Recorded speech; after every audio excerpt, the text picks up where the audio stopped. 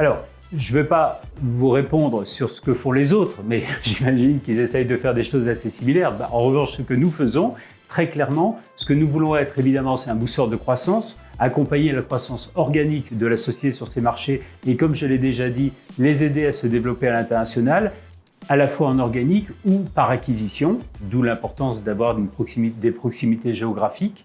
Donc ça, c'est le premier point. Le deuxième point, un booster de structuration. Nous faisons souvent des investissements dans les sociétés qui peuvent être encore assez jeunes et ce qu'on appelle souvent des investissements primaires, c'est-à-dire nous pouvons être les premiers actionnaires entre guillemets professionnels, institutionnels, financiers aux côtés des entrepreneurs. Donc il y a des besoins d'organisation ou de structuration ou de renforcement des équipes de management et nous les aidons beaucoup là-dessus, ça c'est le deuxième point. Et puis le troisième point, nous essayons aussi de les accompagner dans une transformation ESG, donc qui touche l'environnement et la sustainability, comme disent nos amis anglo-saxons. Il nous semble essentiel effectivement d'avoir cette offre et cette capacité d'aide aux entrepreneurs sans mettre en péril évidemment leur développement commerciaux et économique, mais au contraire en les renforçant et en les activant.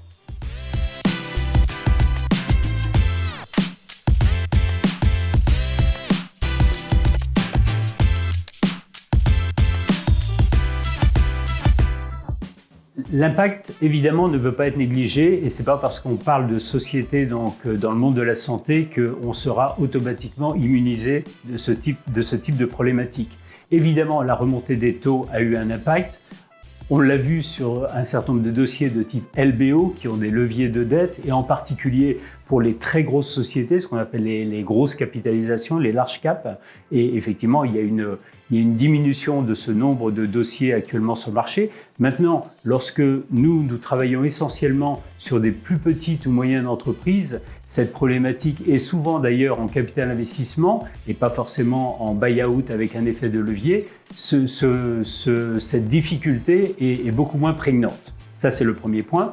Le deuxième point, l'inflation en cours, évidemment, et l'augmentation du coût de l'énergie va augmenter les charges pour les entreprises et il n'y a pas de raison que les entreprises de la santé ne soient pas du tout impactées par cette problématique. Après, le vrai sujet, et je vous parlais précédemment de bien connaître finement les business models, le vrai sujet va être de savoir si on est sur des produits de santé très réglementés sur lesquels on va avoir une problématique parce que les coûts internes vont augmenter, mais le prix de vente ne pourra pas lui augmenter. Et ça, ce qui posera évidemment un problème de marge assez évident. Ou au contraire, si j'utilise une terminologie anglo-saxonne, le pricing power est plutôt dans les mains de la société. Et c'est pour ça que nous, quand nous constituons des fonds, nous essayons d'avoir à la fois des produits de santé, mais aussi des sociétés qui font du service aux entreprises de la santé, ce qu'on appelle du B2B.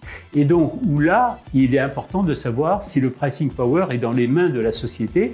Donc, en clair, est-ce qu'elle peut faire des pass-through d'un transfert ou un transfert de ces augmentations de coûts en interne sur le prix final.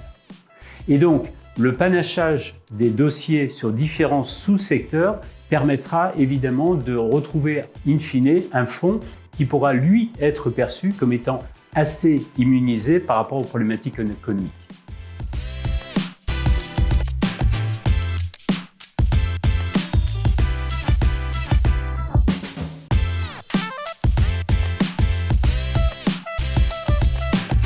C'est une réalité. Le marché américain est un marché qui est quand même assez unique dans le sens où la réglementation, il y a une FDA, il y a des systèmes de remboursement nationaux, contrairement à ce qu'on imagine, qui fonctionnent et qui sont uniques. Et puis après, il y a les systèmes des payers qui peuvent être locaux et des assureurs locaux. Mais c'est quand même un marché globalement assez unifié. L'Europe et l'Union européenne malheureusement ne fonctionne pas comme ça puisque nous avons un système qui est assez unique sur la mise sur le marché, donc un enregistrement, une réglementation pour mettre le produit sur le marché. En revanche, des systèmes de remboursement qui restent de la souveraineté nationale et qui font que chaque pays peut décider du remboursement et du niveau de remboursement. Il faut donc avoir une très fine connaissance de tous ces secteurs pour, au niveau stratégique, quand on accompagne les sociétés, pouvoir les aider le plus intelligemment, le plus efficacement et être très agile. Et c'est là où, je pense, l'expérience d'une structure comme Mérieux Equity Partners est absolument essentielle pour accompagner les entrepreneurs.